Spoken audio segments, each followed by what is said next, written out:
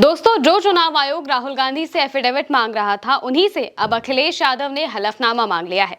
Press conference कर CEC Gyanesh Kumar ने कहा था कि सपा की तरफ से उन्हें कोई भी शपथ पत्र नहीं मिला। हालांकि अखिलेश यादव ने खुलेआम उनके झूठ का पर्दाफाश किया और इसके जवाब में खुद रिसीविंग्स की पर्चियां पोस्ट कर दी, साथ ही हलफनामा भी मांग लिया है। सपा के अध्यक्ष अखिलेश यादव ने निर्वाचन आयोग पर निशाना साधते हुए कहा कि उत्तर प्रदेश में सपा द्वारा दिए गए शपथ पत्र प्राप्त नहीं होने का दावा करने वाला आयोग उन हलफनामों की प्राप्ति की पावती पर गौर करे। अखिलेश यादव ने एक्स पर कहा कि जो निर्वाचन आयोग ये कह रहा है कि हमें उत्तर प्रदेश में समाजवादी पार्टी द्वारा दिए गए हलफनामे नहीं मिले हैं, वो हमारे शपथ पत्रों की प्राप्ति के प्रमाण स्वरूप दी गई अपने कार्यालय की पावती को देख लें। उन्होंने डाक विभाग की तरफ से दी गई रसीदों की तस्वीरें भी टैग करते हुए लिखा, इस बार हम मांग करते हैं कि निर्वाचन आयोग शपथ पत्र दे। ये जो कुछ भी डिजिटल रसीद हमें भेजी गई है वो सही है, नहीं तो निर्वाचन आयोग के साथ साथ डिजिटल इंडिया भी शक के घेरे में आ जाएगा।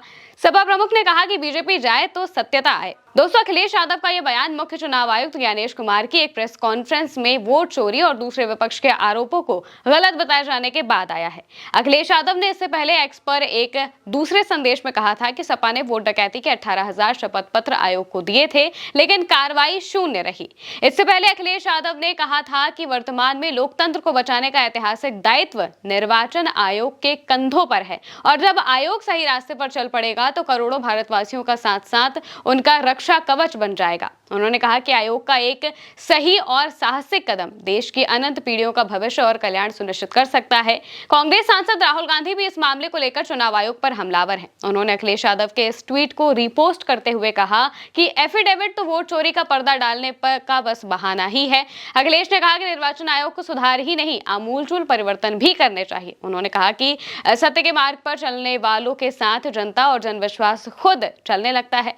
निर्वाचन आयोग का एक सही और साहसिक कदम देश के अनंत पीढ़ियों का भविष्य और कल्याण सुनिश्चित कर सकता है। सबको अंतरात्मा की आवाज सुननी चाहिए। समाजवादी पार्टी ने वोट की डकैती के 18,000 शपथ पत्र भारत निर्वाचन आयोग को दिए, लेकिन कार्रवाई नहीं हुई। दोस्तों, समाजवादी पार्टी की तरफ से 18,000 से ज्यादा जो शपथ पत्र है वो दिए गए थे। अगर आप इनकी जो रिसीविंग्स हैं उन पर नजर डालें तो ये 2022 में दिए गए थे और 2022 से लेके अब तक 2025 आ चुका है, लेकिन कोई कार्रवाई नहीं की गई है। और इसी बात पर सवाल अखिलेश यादव उठा रहे हैं, क्योंकि जैसे ही 7 अगस्त को राहुल गांधी ने प्रेस कॉन्फ्रेंस की थी, उसमें तमाम आरोप लगाए थे, बकायदा सबूत भी दिए थे।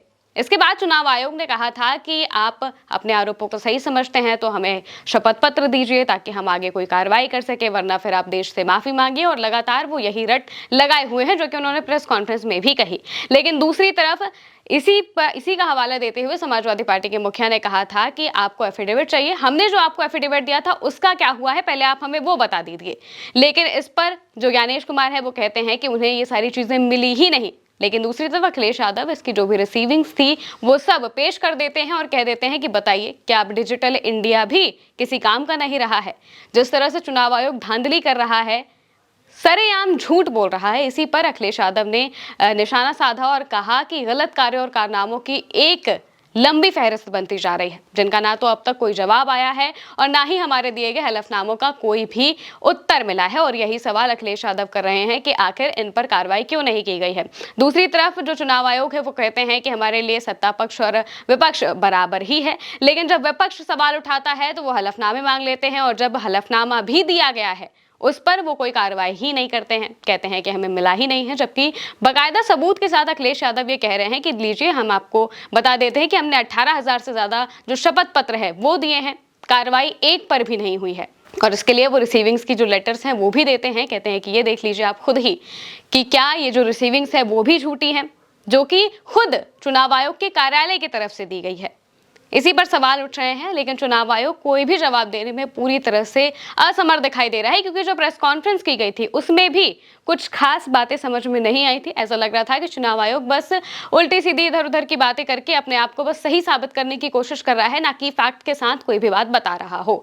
वो राहुल गांधी पर आरोप लगा रहे हैं, कह रहे हैं कि इस तरह की बातें करके झूठे आरोप लगाए जा रहे हैं, जबकि उनके पास राहुल गांधी के आरोपों का कोई भी पुख्ता जो प्रमाण है उनका काउंटर करने के लिए नहीं मिल रहा है। वो किसी तरीके से फैक्ट्स के जरिए, सबूत के जरिए कुछ नहीं कर पा रहे हैं, सिर्फ अपने मुंह से बातें बोलते हैं और कहते हैं कि ये लीजिए हम आपको सारी चीजें बता दे रहे हैं। लेकिन दूसरी तरफ अखिलेश यादव भी इसी को लेकर अब हमलावर हो चुके हैं। देखा जाए तो पूरा विपक्ष जो है इस वक्त वो एकजुट हो चुका है चुनाव आयोग के खिलाफ भी और बीजेपी के खिलाफ भी, क्योंकि चुनाव में जिस तरीके की धांधलियां हो रही हैं वो बहुत बड़ा जो एक प्रश्न चिन्ह है वो खड़ा करती हैं और इसी को लेकर सवाल उठ रहे हैं। अभी तक कोई कार्रवाई इन अखिलेश यादव की तरफ से दिए गए हलफनामों पर नहीं हुई है और इसीलिए वो सवाल उठा रहे हैं। अब इस पर सीईसी कोई जवाब देंगे नहीं देंगे, चुनाव आयोग की तरफ से क्या जवाब आएगा, ये आने वाले वक्त में जानेंगे। फिलहाल के लिए मेरे साथ इतना ही। आप देखते रहिए भारत 100।